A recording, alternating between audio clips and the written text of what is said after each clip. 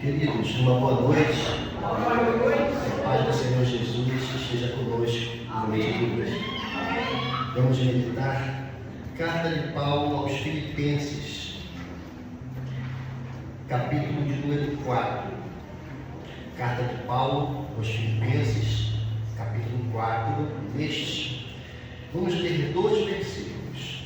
O versículo 4, a gente pula o 5 e lê também o versículo 6. Carta de Paulo aos Filipenses, capítulo 4, versículos 4 e 6. Enquanto vocês procuram o texto bíblico, eu torno a minha alegria e a minha gratidão notória por estar com vocês. Eu desejo muito que a bênção do Senhor, que enriquece e não acrescenta dores, permaneça na vida de todos aqueles que cooperam para que as portas de salvação desta casa, deste lugar, permaneçam abertas.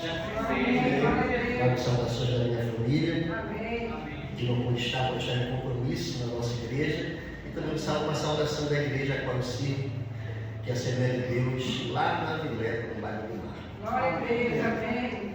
Filipenses, capítulo 4, versículo 4, diz assim: Alegrai-vos sempre no Senhor.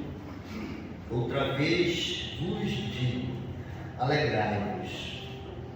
Versículo 6: Não estejais ansiosos por coisa alguma. Antes, as vossas petições sejam em tudo conhecidas diante de Deus, pela oração e súplica e com ação de graças. Amém. Amém. Eu tive o privilégio, há alguns anos, de estudar literatura na academia. Enquanto eu estive por lá, eu aprendi um termo técnico chamado leitura ingênua. Leitura ingênua é exatamente o que nós acabamos de fazer. É aquele momento que nós olhamos para o texto, lemos o texto, só que é uma leitura breve. E por ser uma leitura breve, nós não conseguimos perceber os grandes detalhes que há no texto. E há alguns anos, também já estudando teologia, houve um dia, nessa minha caminhada teológica, que um amigo me disse estas palavras: Leandro, todas as vezes que tu leres um texto, ainda que seja na tua leitura ingênua, alguma informação precisa se sobrepor no texto em relação às demais e abraçar o teu coração. Eu tomei esse método de leitura, e todas as vezes que eu leio um texto, por mais breve que a minha leitura seja, eu preciso perceber que alguma informação salta do texto e abraça o meu coração. Se isso não ocorrer, eu tenho que ler o texto pelo menos uma vez mais. E desde a primeira vez que eu li Filipenses capítulo 4, a informação que saltou desse texto foi uma informação que já foi falada na noite de hoje. Foi a palavra ansiedade. E quando eu penso em ansiedade, eu não penso necessariamente na dor que eu sofro por estar sendo atingido por uma tempestade. Mas em muitos casos, e talvez na maioria deles, eu penso no medo que eu sofro por acreditar que eu posso ser atingido por uma tempestade amanhã. Ou seja, pessoas ansiosas, na maioria das vezes, são pessoas que não sofrem necessariamente por causa do ontem, ou pessoas que sofrem por causa do hoje, mas são pessoas que sofrem por causa do amanhã. São pessoas que sofrem por coisas que elas nem sequer têm certeza se realmente elas vão acontecer. Quando eu penso em ansiedade, na linguagem figurada, eu penso em alguém que está sofrendo uma chuva meteórica de e se? Como assim de e se, Leandro? Você pensa mais ou menos assim: e se o relacionamento ao qual eu sou tão dedicado, eu sou tão fiel, ele não der certo? E essa pessoa começa a sofrer por causa disso. E se o ministério que eu tenho, ao qual eu me dedico tanto, ao qual eu sou tão zeloso, ele não ocorrer do modo que eu desejo que ele ocorra? E a pessoa começa a sofrer por causa disso. E se o projeto no qual eu tanto invisto, ele não der certo? E a pessoa começa a sofrer por causa disso. Ou seja, uma pessoa ansiosa é uma pessoa que, em muitos casos, ela sofre de possibilidades. Existe uma obra do Max Lucado que trata a respeito desse assunto. E ele retratou nessa obra que, enquanto ele escrevia a respeito de ansiedade, houve um dia que alguém visitou o seu gabinete e esse alguém disse assim a ele: reverendo, defina para mim o que é ansiedade em poucas palavras e em palavras simples. E ele disse estas palavras: ansiedade é a mesma sensação que eu tenho após subir um prédio de 14 andares via escada. E a pessoa disse: eu não entendi. Ele respondeu: eu fico sem fôlego. Ele disse: uma pessoa ansiosa é uma pessoa que está sendo tão consumida pelas suas dores, pelos seus problemas, pelas possibilidades da vida, a ponto dela se tornar uma pessoa sem fôlego, muitas vezes sem fôlego para trabalhar, para estudar, para se dedicar à sua família, até mesmo para se dedicar e viver os propósitos de Deus. E você precisa concordar comigo que nós vivemos numa sociedade sem fôlego, nós vivemos numa sociedade ansiosa. Existe um jornal americano chamado American Medical Association, que é a Associação Médica dos Estados Unidos. Esse jornal publicou uma nota, e nessa nota foi informado que o homem pós-século XX, ele tem 3 vezes mais possibilidades de sofrer de ansiedade do que pessoas de séculos passados. Por quê? Porque nos últimos 30 anos, eu disse 30 anos, o mundo e a ordem social mudaram muito mais do que mudaram nos últimos 300 anos.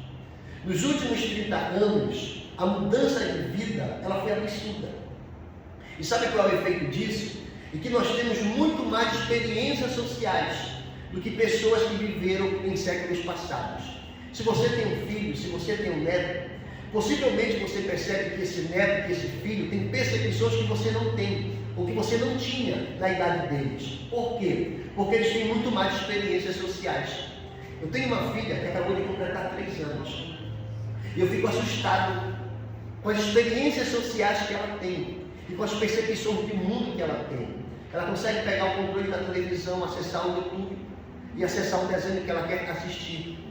Houve um dia que eu estava no trabalho, ela pegou o celular da minha mãe, mandou um áudio para mim, possivelmente viu a minha foto no WhatsApp, porque ainda não é alfabetizada. E no áudio ela disse assim para mim: papai, mande um pix para mim porque eu quero comer. Ela já conhece a habilidade de cartão de crédito, cartão de débito. Esses dias, a gente saiu de casa para pagar uma conta. Eu disse: Karina, a gente vai entrar no carro, a gente vai sair com o carro, vai pagar uma conta e vai voltar para casa, sem gastar absolutamente nada. A gente só vai pagar a conta. E a gente foi pagar a conta. Quando nós chegamos em frente à loja, o dono da loja era meu amigo, eu mandei um WhatsApp para ele e disse: amigo, vem aqui fora, por favor, traz a maquininha para mim, porque eu tô com a Karina no carro. Para eu sair do carro, tirar ela da academia, vai dar muito trabalho. Se puder, vem aqui. E ele foi lá fora.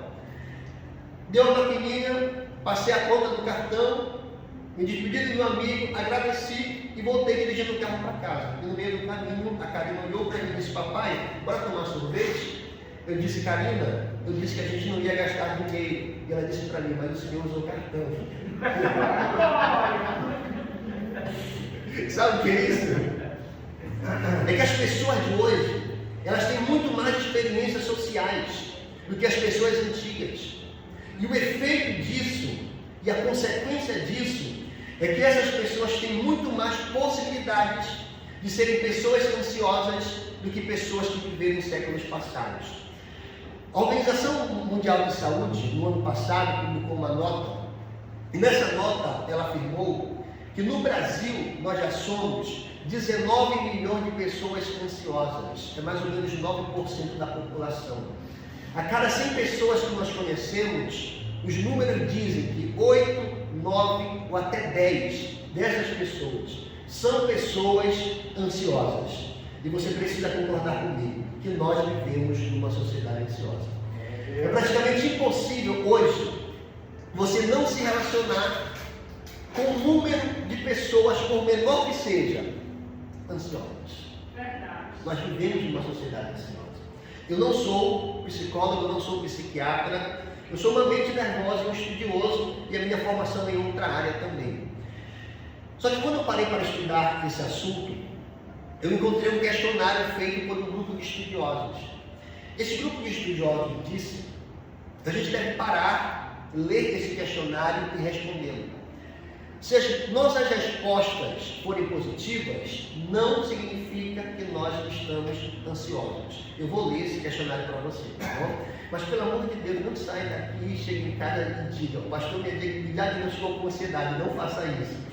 Mas se porventura as suas respostas forem positivas, o meu conselho a você é: ligue o alerta, busque ajuda espiritual, profissional, familiar, porque talvez seja isso que você precisa. Vamos lá? Se você parar e analisar a sua vida agora, será que você chega à conclusão que você está rindo menos hoje do que você riu em outros momentos da sua vida?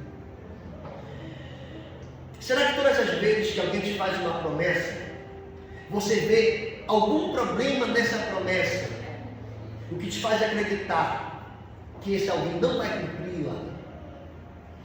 As pessoas que te conhecem, que convivem contigo, que fazem parte do teu dia a dia, se elas tivessem a oportunidade de te descrever, será que hoje elas te descreveriam como uma pessoa menos feliz, mais pessimista, menos alegre do que você foi em outros momentos da sua vida?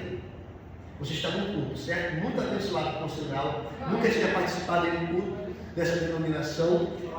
E culto maravilhoso. Amém. A gente já cantou, a gente já ouviu palavras de sabedoria, a gente já orou, já ofertou. Mas será que neste momento você acredita que por a vida estar boa demais, algo de ruim pode acontecer? Será que todas as vezes que você recebe uma boa notícia, você reduz essa boa notícia com doses da tua realidade de mundo?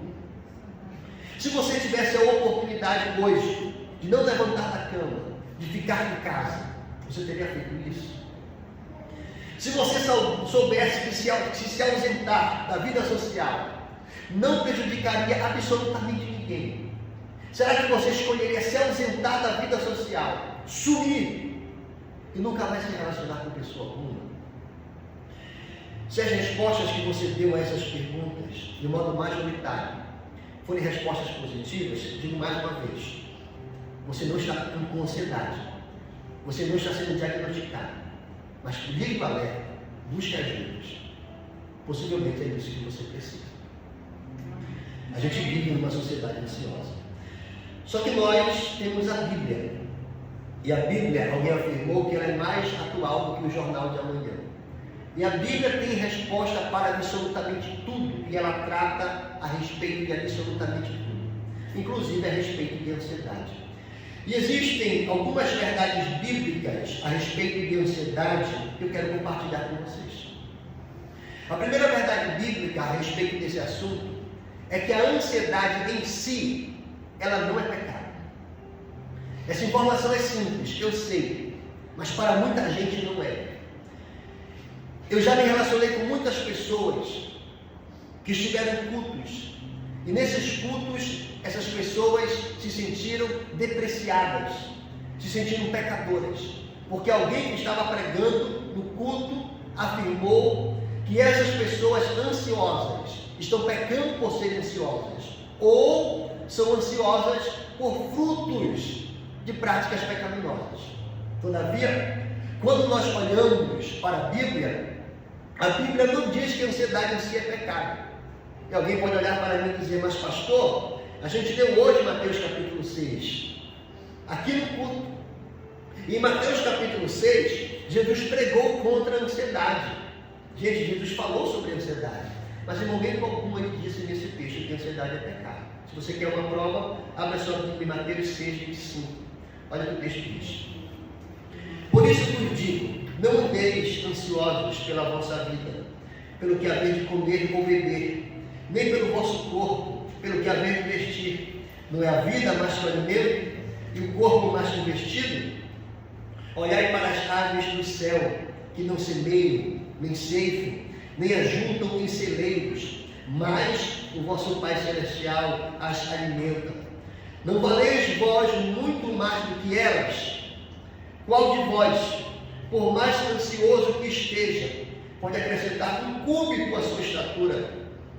Porque andais ansiosos pelo que haver de vestir? Considerai como crescem os lírios do campo, eles não trabalham, nem fiam. Contudo vos digo que nem Salomão em toda a sua glória se vestiu como um deles. Se Deus, pois, assim veste a erva do campo, que hoje existe e amanhã é lançada no forno, quanto mais a vós, homens de pequena fé. Olha aqui para mim.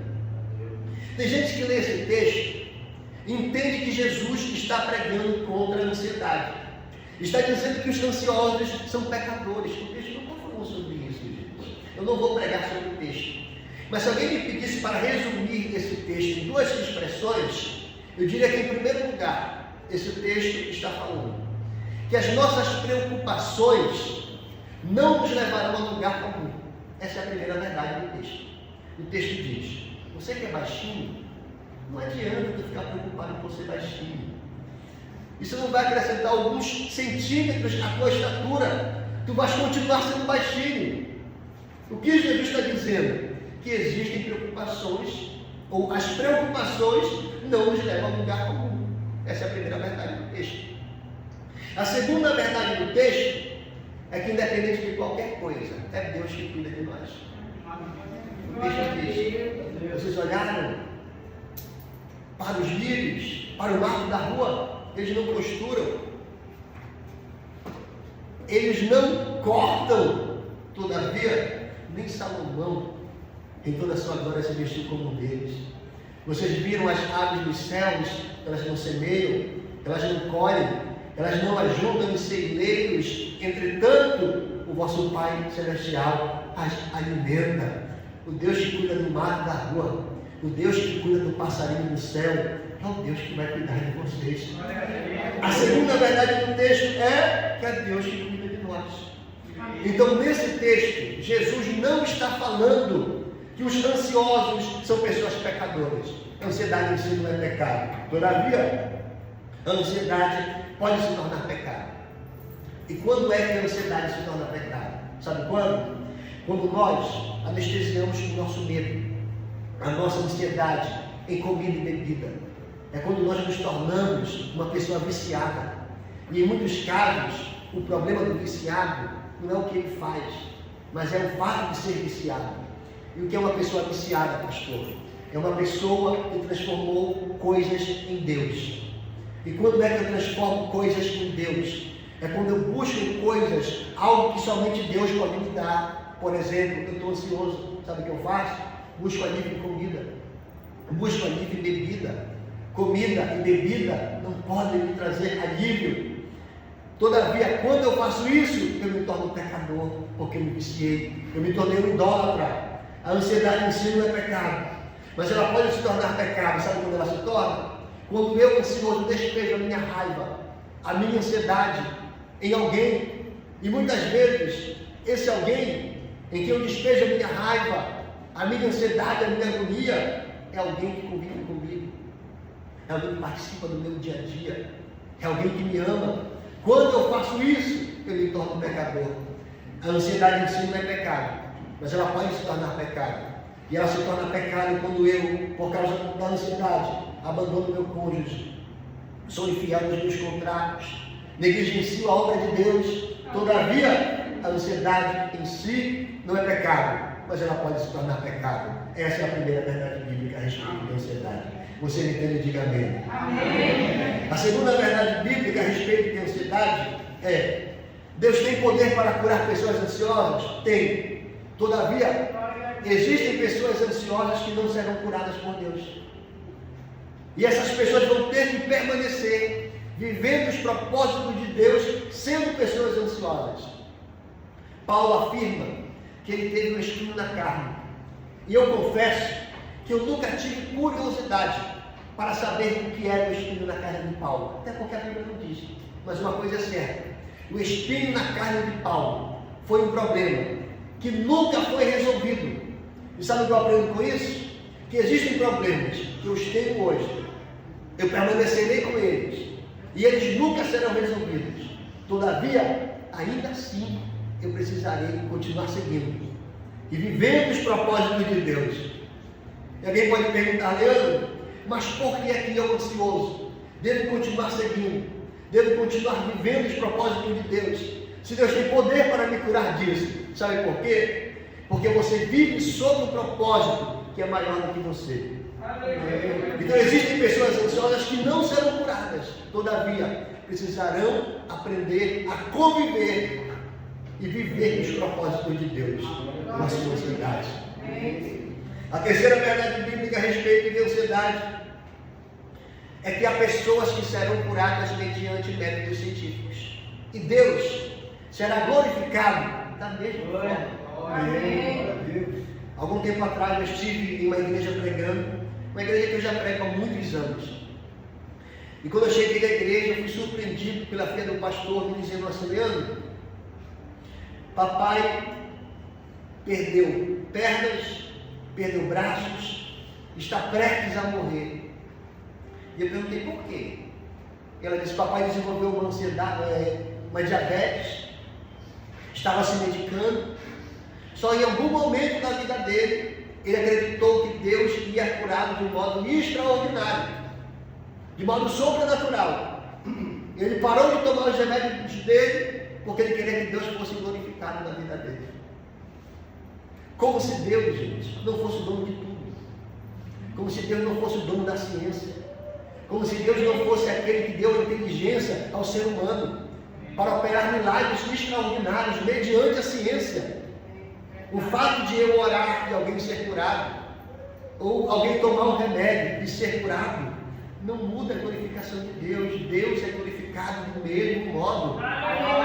Porque dele, por ele, para ele são todas as coisas.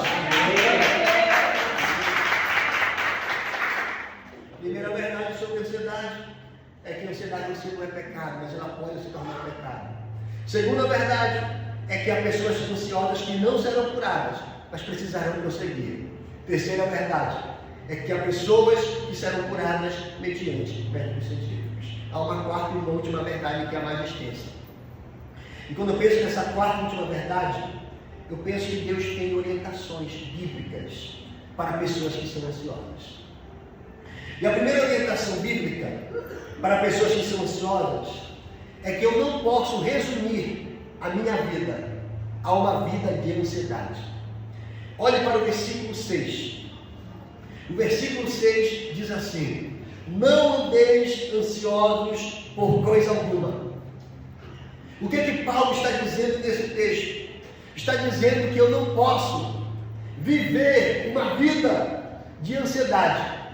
Aí tu pode pensar assim: pastor, nunca te vi, estou te vendo pela primeira vez, tu não conheces a minha vida, logo, tu não podes vir à minha igreja, na minha casa, e dizer que eu não posso ter uma vida de ansiedade. Eu concordo contigo, eu não conheço a tua vida, não sei nada de ti, e eu não posso falar a respeito nada sobre a tua vida.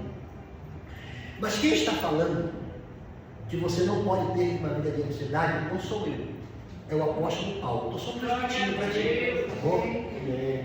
E esse Paulo que está falando que você não pode ter uma vida de ansiedade é alguém que possivelmente tinha uma vida pior do que a tua. Essa vida que tu reclamas, essa vida que talvez tu não ache ela uma das melhores vidas, Paulo tinha uma vida pior que essa. E foi esse homem que disse que você não pode ter uma vida de ansiedade. Existe uma estrutura textual chamada descrição. Alguns teóricos chamam a descrição de fotografia escrita. Por quê? Porque descrever é você pegar um elemento e você começar a evidenciar as características desse elemento. Quando você evidencia as características desse elemento e que você passa para alguém ler essa descrição, à medida que esse alguém vai lendo essa descrição, é como se a cabeça dessa pessoa tirasse uma foto e essa pessoa imagina o elemento que é descrito. Eu vou te descrever quem é Paulo. Tente imaginar comigo.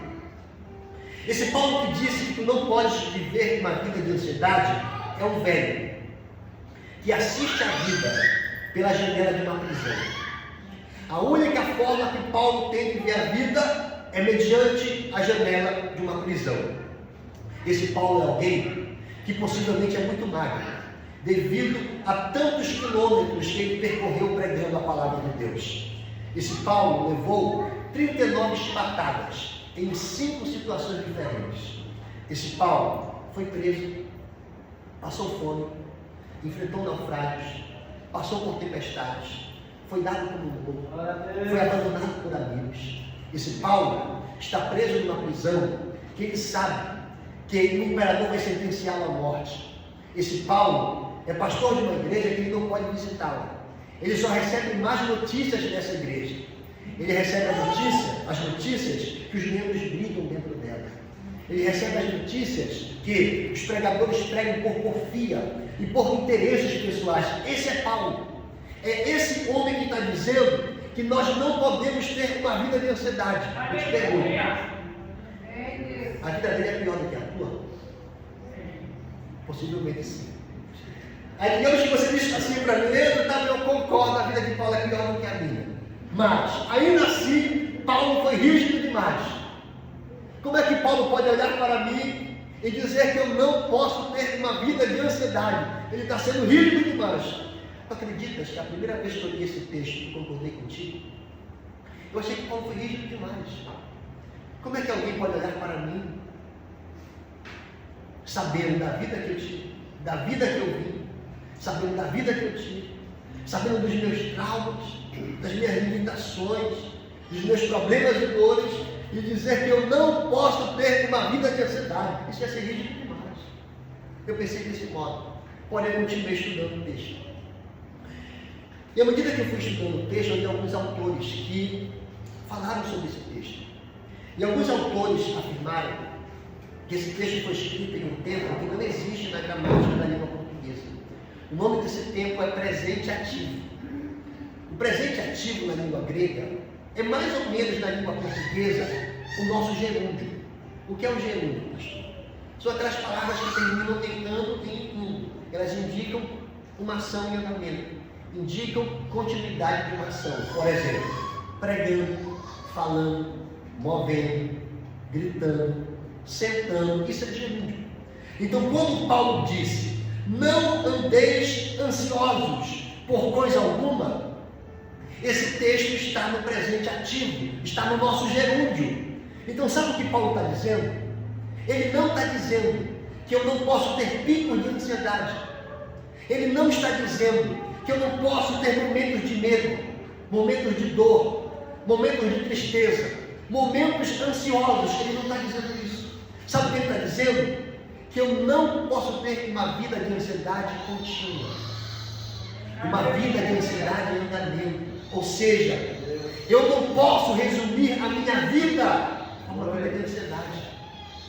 Posso ter momentos de ansiedade, pastor? Pode. Posso ter momentos de medo, dor, falta de fé? Pode. Mas sabe o que tu não podes fazer? Tu não podes resumir a tua vida a uma vida plena de ansiedade contínua. Sabe o que eu estou dizendo? Tu quer chorar? Quer chorar? Entra no quarto, fecha a porta e chora. Mas chora tudo que tu tens que chorar. Mas não fica ali para sempre. Tu precisas fazer os teus tratamentos? Faça. Obedeça, arrisca aquilo que a ciência te manda obedecer. Tu quer lamentar por tudo que tu estás vivendo? Lamenta.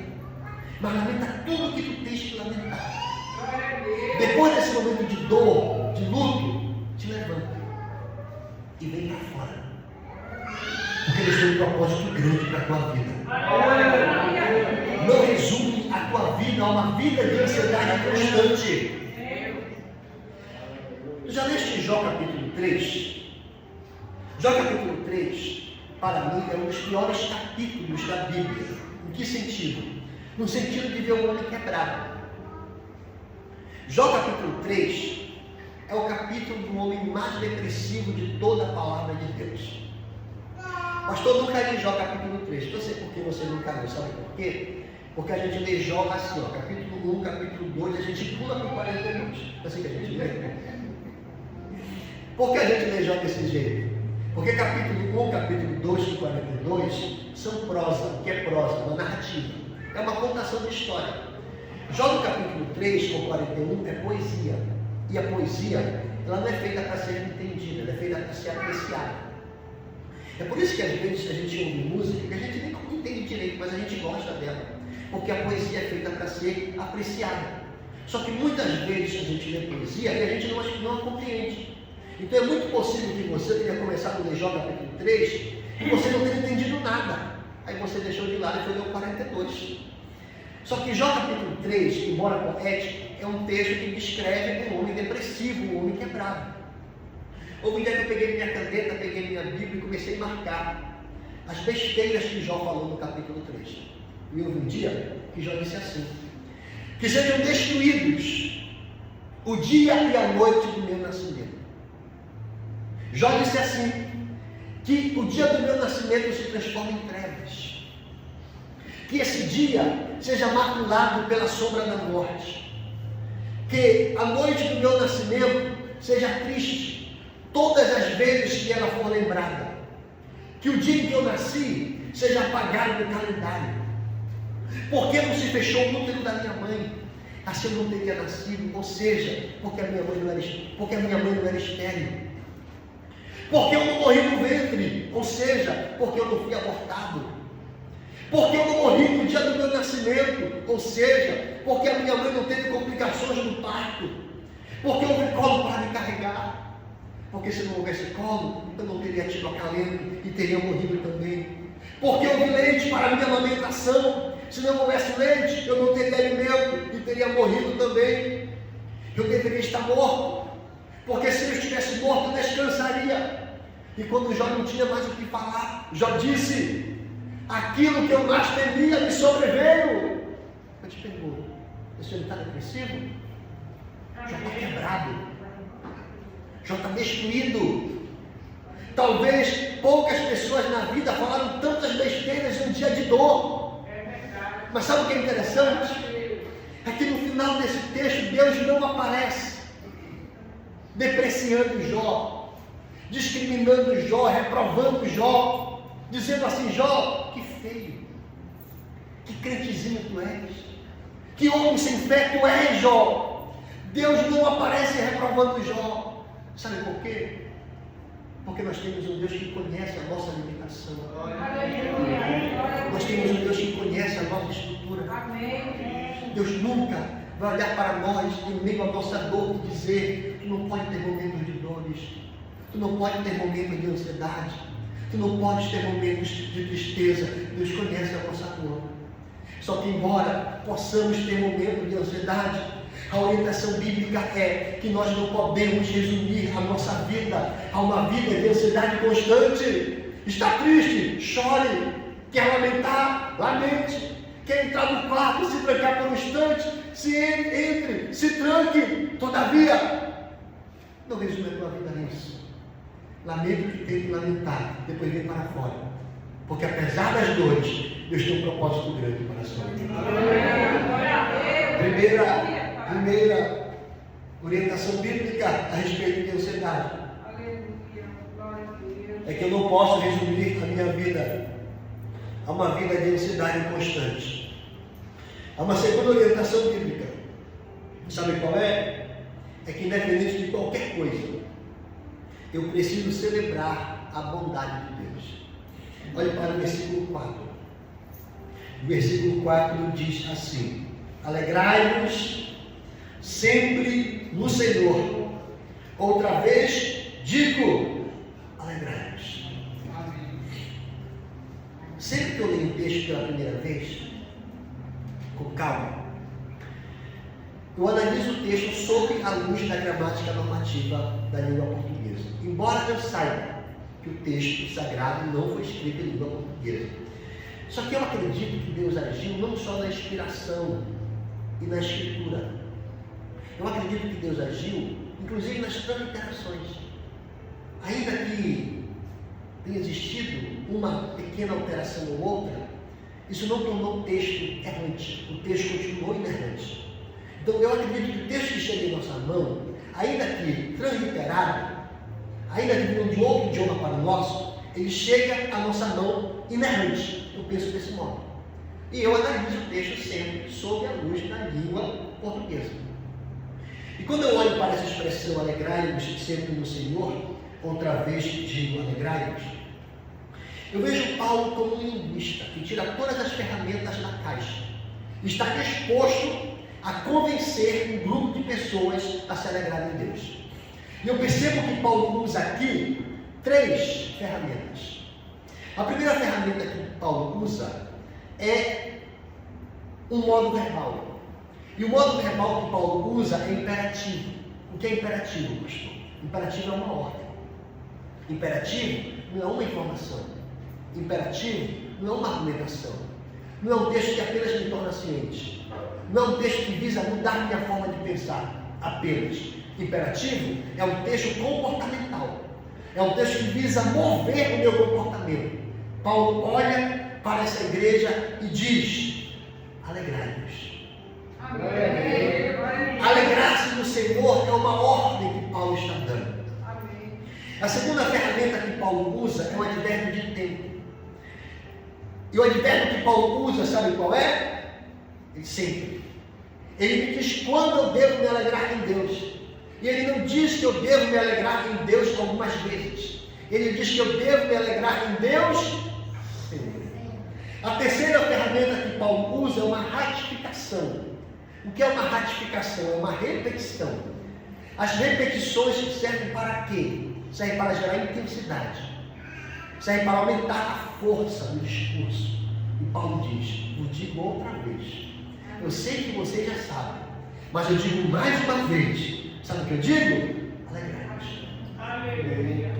Então Paulo está disposto a nos alegrarmos em Deus sempre. Mas eu te pergunto, se eu entender que a alegria é um sentimento, se eu entender que a alegria é uma emoção, é possível alguém estar alegre sempre? Existe alguém aqui no culto que sempre é alegre? Que não tem momentos de tristeza, momentos de dores, momentos de desânimo? Essa pessoa não está no culto. E quando eu percebi isso, eu disse: tem alguma coisa que eu não estou compreendendo de modo correto no texto. Porque é impossível nós estarmos alegres sempre. E eu continuei estudando o texto. E à medida que eu fui estudando o texto, eu fui compreendendo o texto de outra forma. Até que eu entendi que quando Paulo fala sobre alegria, Paulo não está falando sobre um sentimento, mas Paulo está falando sobre uma decisão. Então quando Paulo diz: alegrai-vos no Senhor sempre, sabe sobre o que ele está falando? Sobre uma decisão. Ele está dizendo que eu devo decidir.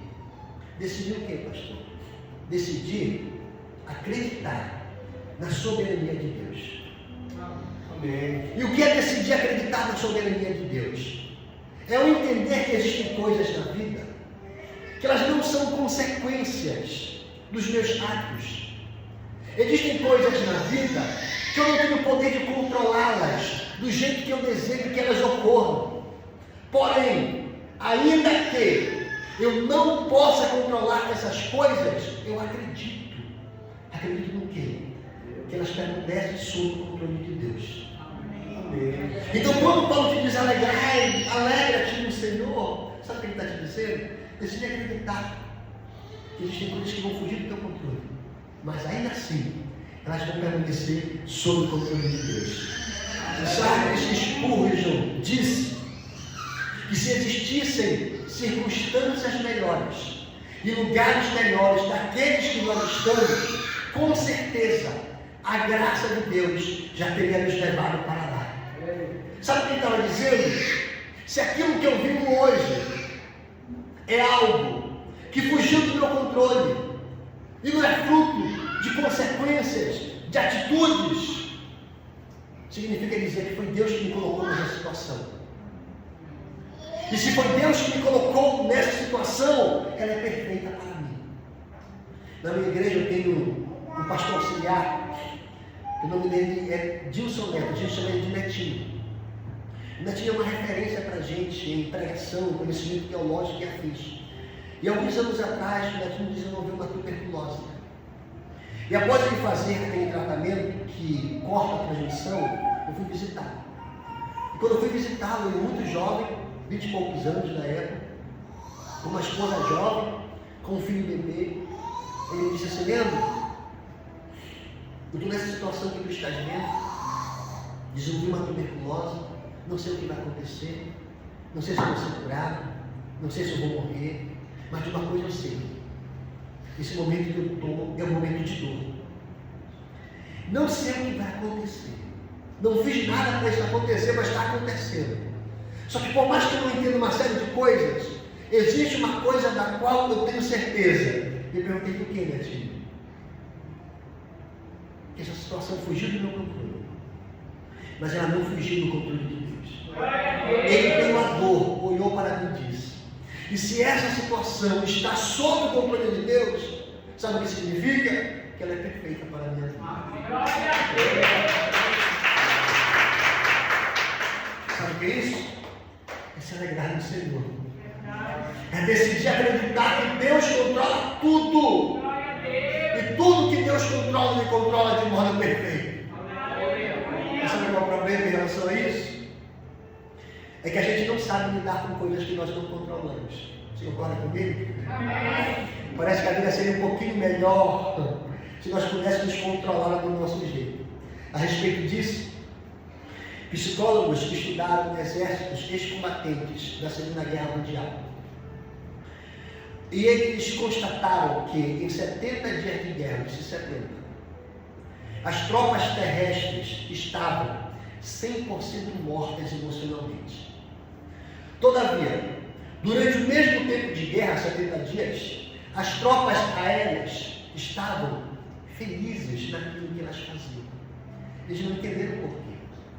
Porque proporcionalmente a morte é praticamente a mesma. Muda o número, muda, mas de modo proporcional é praticamente a mesma coisa.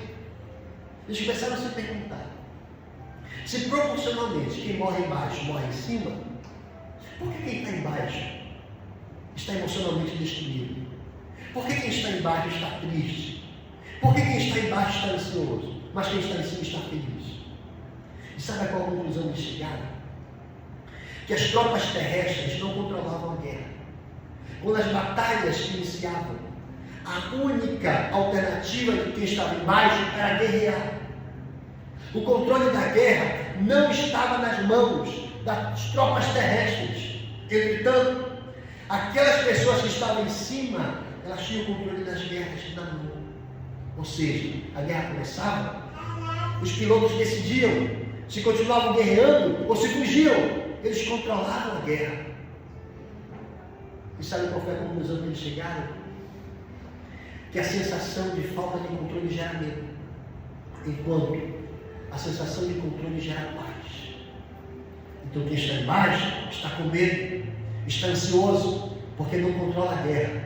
Quem está em cima está em paz, porque tem impressão de que controla a guerra. Eu volto a dizer que isso é um problema sério para nós. Por quê? Porque a gente gostaria de controlar a vida. Todavia, nós não podemos controlar. Glória a Deus. A gente acabou de sair de uma pandemia. Alguém na tua casa foi infectado com Covid. Quando essa pessoa foi infectada, você não pode decidir se ela morreria ou viveria. Sabe por quê? Porque a gente não controla a vida.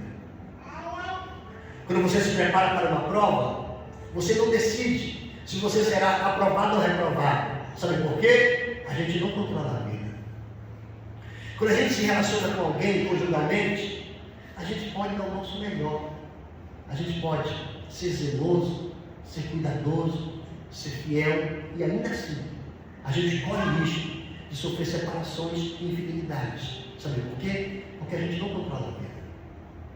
A gente que tem uma chamada de Deus, a gente se dedica ao ministério. A gente faz o melhor pelo ministério.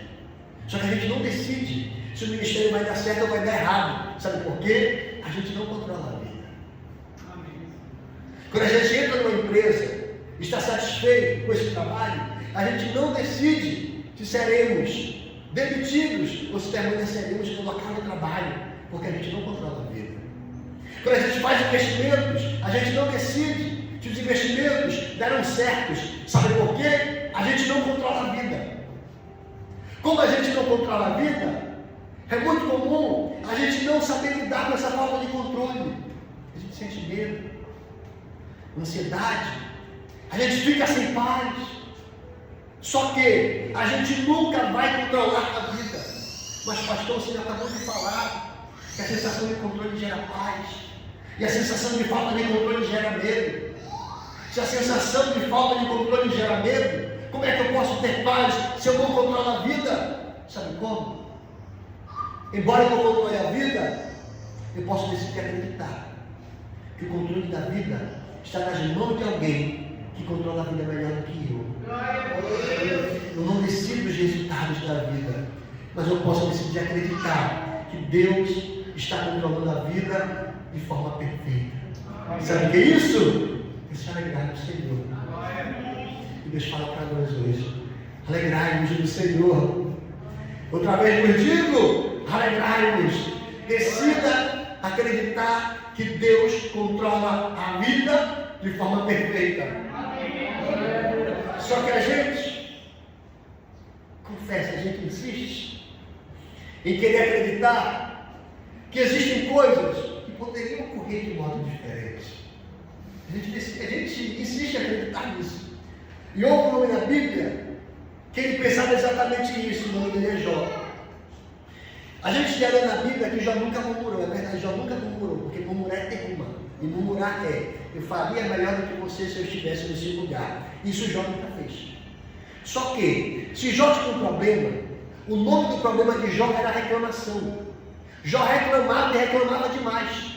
Houve um dia, em meio à sua dor, que Jó olhou para Deus e disse assim: Senhor, tu destruiu toda a minha casa, minha mulher foi embora, meus filhos morreram e o Senhor é o culpado disso. Outro dia, Jó olhou para Deus e disse assim: Senhor, tu me atingiste com flechas venenosas, eu estou enfermo, eu estou chagado, eu estou leproso e o Senhor é o culpado disso. Outro dia, Jó olhou para Deus e disse assim: tu estás insensível à minha dor, eu estou sofrendo e o Senhor não se importa com nada disso. Jó olhou para Deus e disse assim: o Senhor não me guardou do sofrimento. O Senhor poderia ter me guardado, mas o Senhor não quis me guardar. Jó olhou para Deus e disse assim: eu sou justo, eu estou sendo afligido sem causa, eu não deveria estar passando por nada disso. Jó foi reclamando. E quando Jó não tinha mais o que falar, ele olhou para Deus e disse assim: Senhor, sabe por que tu não se levantas para responder às minhas queixas? É porque tu não tens respostas para elas. Sabe o que Jó estava dizendo? Que ele podia controlar a vida de forma diferente. Jó estava dizendo que ele entendia da vida melhor do que Deus. Mas sabe o que aconteceu? Houve um dia que Deus se levantou e numa linguagem grossa ele disse assim: Jó, tu estás falando muito, tu estás falando demais, me perdoe pela expressão, e tu estás falando besteira. Eu vou te fazer algumas perguntas, se você me respondê-las, eu vou pensar em responder você. E Deus começou a mostrar para Jó que Jó não entendia nada a respeito da vida. Ele disse assim: Jó, quando tu estavas quando eu lancei os fundamentos da terra? Eu disse: epa, eu não sei, Senhor. Eu disse: Jó, tu sabe de onde veio a luz? Jó disse: eu não sei, Senhor. Eu disse: Jó, tu sabe de onde veio o vento? Jó disse: eu não sei, Senhor. Eu disse: Jó, tu consegues olhar para o mar e dizer: ondas da praia vocês não passam? Jó disse: eu não consigo, Senhor. Eu disse: Jó, tu consegues fazer o gafanhoto alçar um grande salto?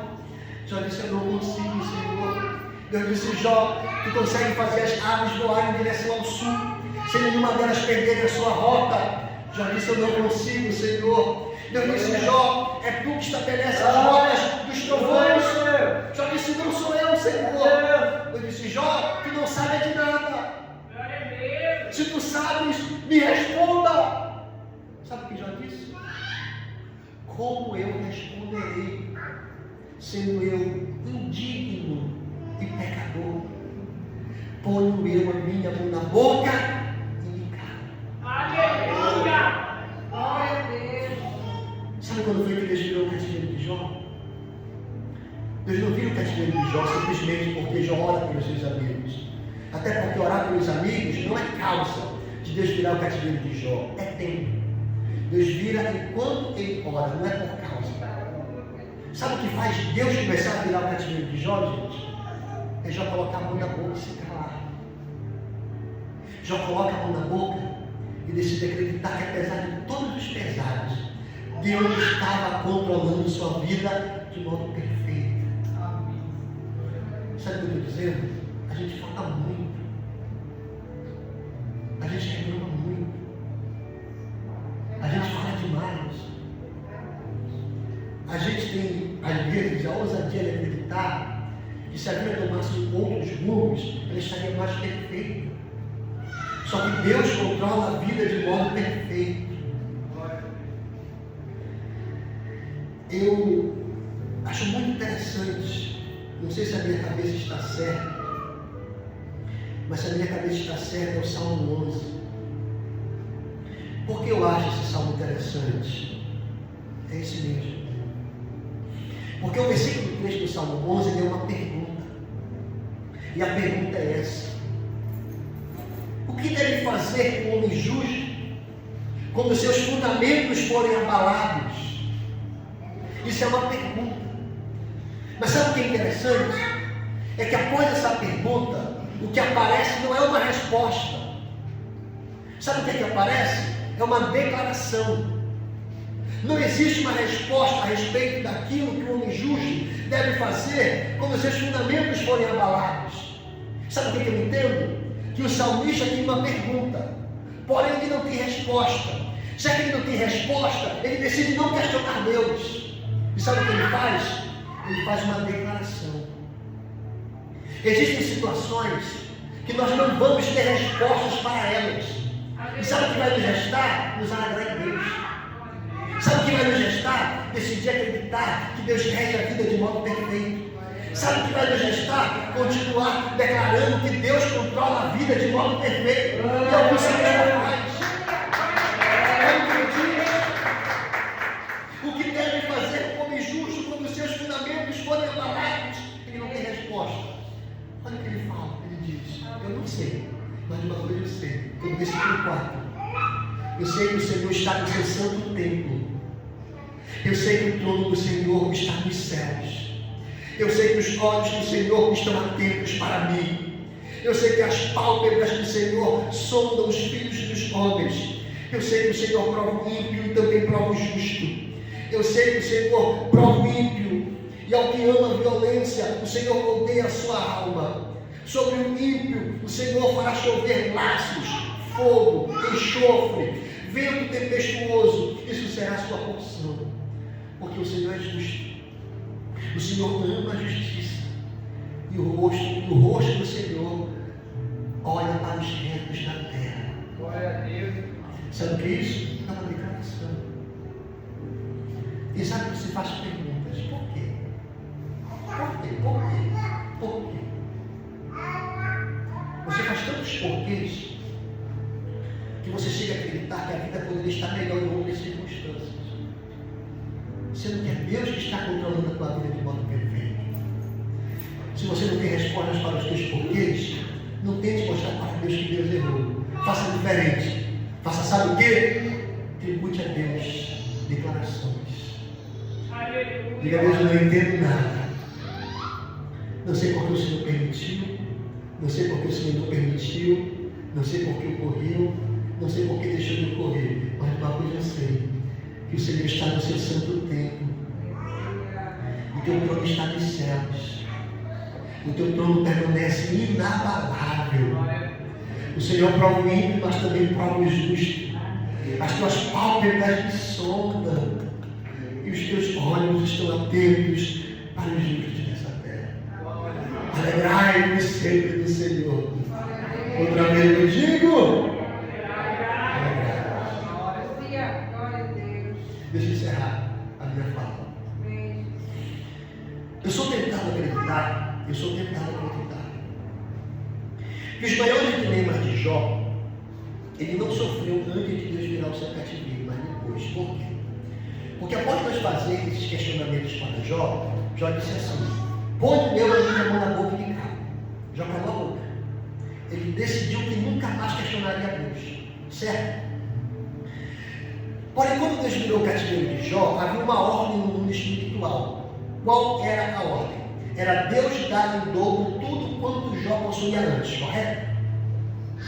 No capítulo 1, no versículo 2, diz que Jó, versículo 3, diz que Jó tinha 7.000 ovelhas. Se ele perdeu 7.000, ele deu quantas? 14.000. Diz que Jó tinha 3.000 camelos. Se Jó perdeu 3.000, ele deu quantas? 6.000. Diz que Jó tinha 500 juntas de bois. Se Jó perdeu 500, ele deu quantas? 1.000. Jó tinha 500 jumentas. Se ele perdeu 500 jumentas, ele deu quantas? Deus não limitou. Bora imaginar essa cena. Ela não ocorreu assim, tá bom? Bora só imaginar. Bora imaginar que tá Deus, Gabriel e Miguel. Deus olha para Gabriel e diz assim: Gabriel, diz para Miguel mandar 14.000 camelos, 14.000 ovelhas. Miguel mandou. Diz para Miguel mandar 6.000 camelos. Miguel mandou. Diz para Miguel mandar 1.000 juntas de bois. Miguel mandou. Diz para Miguel mandar 1.000 jumentas. Miguel mandou. Aí vai no versículo 2. Versículo 2 é assim: e nasceram-lhe 7 filhos e 3 filhas. Quantos filhos já tinha? 10. O dobro de 10 é quanto, gente? É 20. O dobro de 10 é 20, não é isso? Todavia, como Deus vai restituir os filhos de Jó, você pode olhar para o capítulo 42, versículo 13. Olha o que diz. Também teve 7 filhos e 3 filhas. 7 com 3 é quanto? 10. Consegue perceber que parece que a conta não bate? Por quê? Porque a ordem do mundo espiritual é Jó receber tudo em dobro quanto ele possuía antes. Jó recebe bois em dobro, camelos em dobro, jumentas em dobro, ovelhas em dobro, servos em dobro. Só que o que Jó mais amava não eram camelos, bois, jumentas, ovelhas, servos. O que Jó mais amava eram filhos. E por que eu tenho certeza disso? Porque o texto não diz que Jó se levantava de madrugada e sacrificava pelos bois, jumentas, camelos e ovelhas. Mas o texto diz que Jó se levantava de madrugada e ele pensava assim: talvez algum dos meus filhos tenham pecado e eu vou sacrificar por causa deles. Jó amava filhos. Então Deus dá tudo em dobro. E quando chega a hora de Deus dar o que Jó mais amava, Deus não dá aparentemente em dobro. Então aparentemente não te havia. Deus errou.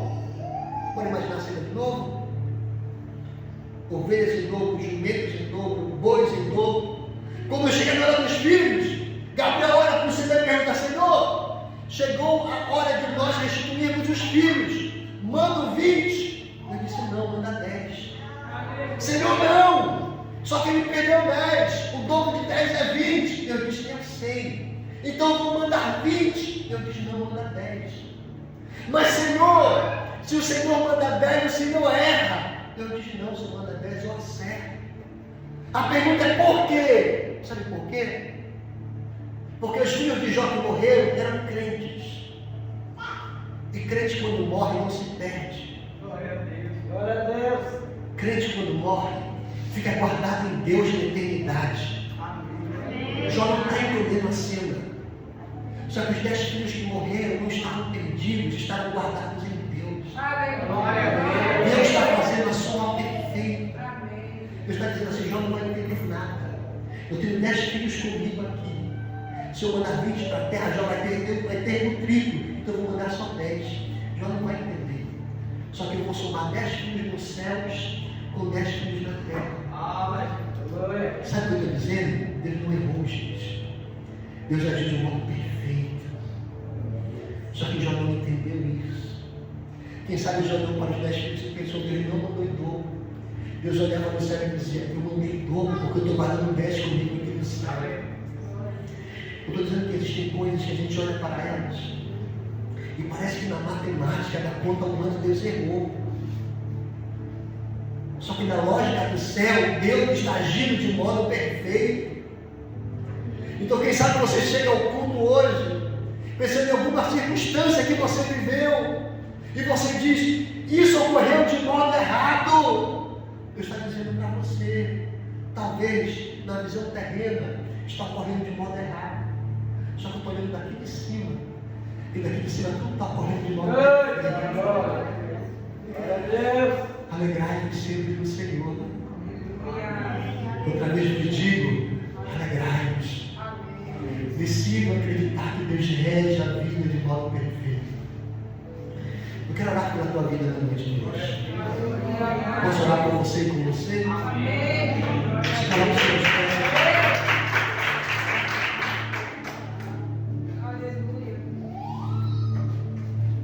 Que sabe que você chegou quebrado a esta casa na noite de hoje. Deus tem renovo para a tua vida. Deus tem renovo para o teu coração. Se você quiser, feche os teus olhos, levante as mãos aos céus e fale com Deus na noite de hoje. Pai, a gente recebe a tua palavra neste lugar. A gente recebe a tua palavra, Pai. Essa palavra não é palavra de homem, mas é palavra tua. E o Senhor falou conosco na noite de hoje que nós não podemos resumir a nossa vida a uma vida de ansiedade. E eu oro por alguém, Deus, que está durante dias lamentando. E esse alguém não tem tido forças para reagir, não tem tido forças para viver, não tem tido forças nem mesmo para viver os teus propósitos, Pai. Eu te peço que o Senhor traga renovo a essa mulher, a essa moça, a esse rapaz, a esse homem, a esse Senhor. Nós aprendemos também na noite de hoje, Pai, que nós precisamos celebrar a tua bondade.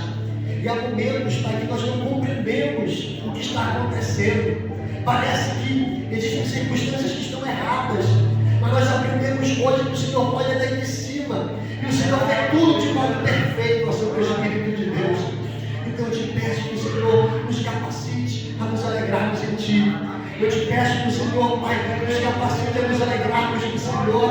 Eu te peço que desde que a força do Espírito de Deus, o Senhor nos faça acreditar no Senhor que é a vida de modo perfeito, Pai. Então, quando houver alguma pessoa fraca, caída nesta casa, alguma pessoa desanimada, Senhor Espírito de Deus, traz de novo essa vida na noite de hoje. Ela está desanimado devido aos problemas de saúde, problemas de casamento, problemas de família, problemas de trabalho, problemas financeiros, problemas ministeriais, sentimentais. Eu te peço, Pai, traz alegria na noite de hoje para essa vida, para esse coração. Levante as mãos aos céus e seja renovado por Deus. Celebre a vontade de Deus na noite de hoje. Enquanto você celebra a vontade dele, Deus traz renovo para a tua vida neste lugar. Renova-nos, ó Santo Espírito de Deus. Renova-nos, ó Santo Espírito de Deus. Renova-nos, ó Santo Espírito de Deus. Renova-nos, ó Santo Espírito de Deus. Traz ânimo, traz alegria, traz paz. Enche o Espírito Santo com poder. Sejam cheios do Espírito Santo. Sejam cheios do poder de Deus. Sejam cheios do Espírito Santo de Deus. Sejam renovados com o poder do Espírito Santo de Deus. Renova-nos, ó